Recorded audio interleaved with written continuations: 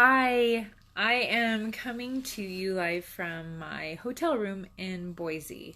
I just got home from speaking in Nampa, Idaho, to an amazing gathering of women. My heart is so full that I can't quiet it, and so I'm sharing this message in hopes that some of the women that were there tonight and those that weren't can hear what I feel in my heart and bless them in some way by sharing this. Have you ever been in a gathering where you knew the room was filled with angels, the ones you couldn't see? That's what happened tonight. It was so amazing to be with these women and share vulnerability and authenticity. There were hundreds of us gathered tonight, and as I stood and spoke, that 75 minutes felt like 2 minutes. And then I spent about an hour afterwards hugging and talking and hearing their stories. It was overwhelming to hear their sacred stories. So many of them are fighting for and through some tough stuff, and some of you are as well. I just wanted to honor them. I heard stories of suicide and chronic illness, divorce, loss, drug abuse, faith crisis, and every single person that I spoke to and hugged, I felt their warrior spirit. Man, oh man, women and men on the planet are fighting some big stuff.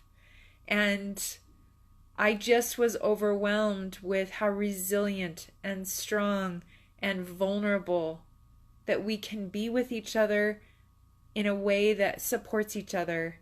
I heard stories tonight that broke my heart.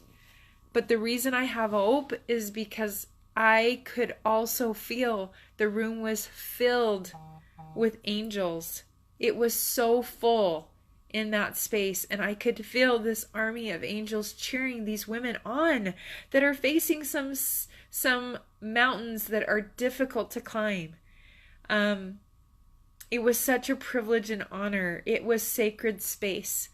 And I just wanted to shout out to those of you that I met tonight and those that weren't there tonight but are maybe watching this video and you're facing some of those same challenges of depression, anxiety, or loneliness, or feeling like all your friends and family are leaving your faith. And so you're starting to wonder, is this where I'm supposed to be? And what do I believe? And you're trying to raise your kids and pay your bills. And it feels messy. And you're thinking that you're not making a difference in the world. And I hope tonight those that were there felt of my testimony that you are making a difference and that you're needed.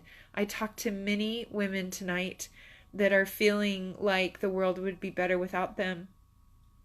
And my invitation, as it always is when I take to Facebook Live, is this: stay in your body. You are not extra. We would not be better without you. And I know that you're tired. If you're facing such a fight of chronic depression or anxiety, for real, you get tired and you think we're better without you. We're not. I invited the women that were with me tonight to find a faith friend. And I think faith friends are so crucial. I have some great faith friends that I go to and I think, I am too tired. I don't think I can keep showing up. I feel like a failure. I feel worn and worried, and I wonder. And they are the ones that help me see light in the dark.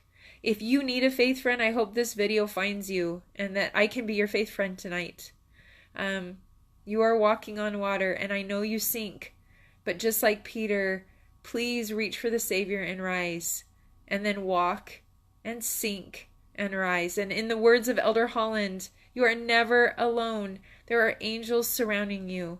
Please know that it's in our vulnerability and our authenticity and in our sharing and gathering together that we can save and support and help one another. We often isolate when it gets so bad. We are afraid that our dark stuff, our struggle, our battle is going to get on our friend or our neighbor, and we stay closed off. I go there sometimes. And then I have this great mission that I get to live right now, which is that I stand up and I have to testify and connect.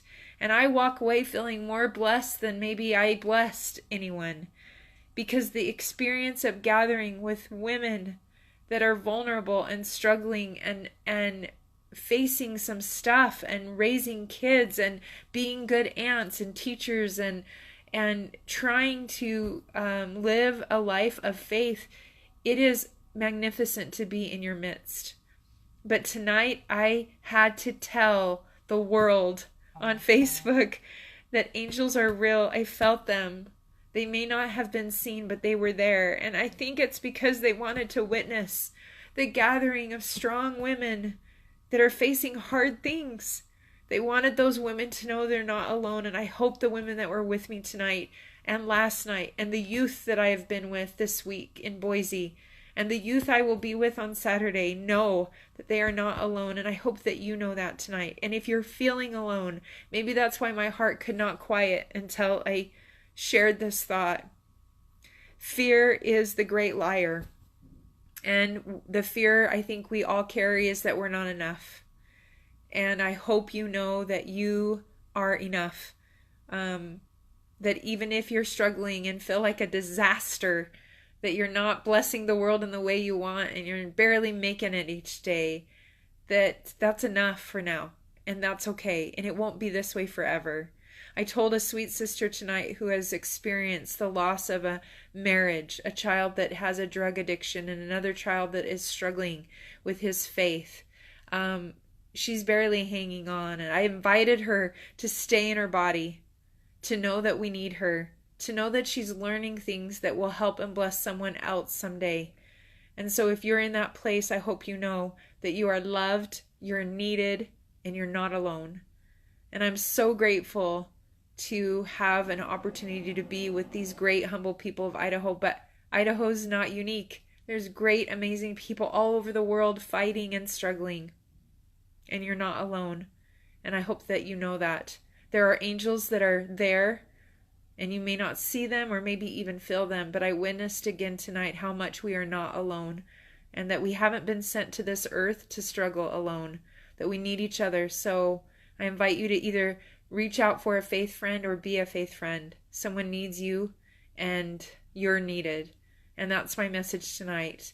And I send that with love and gratitude for the sacred experience of gathering that I had tonight. And be well and know that you're loved.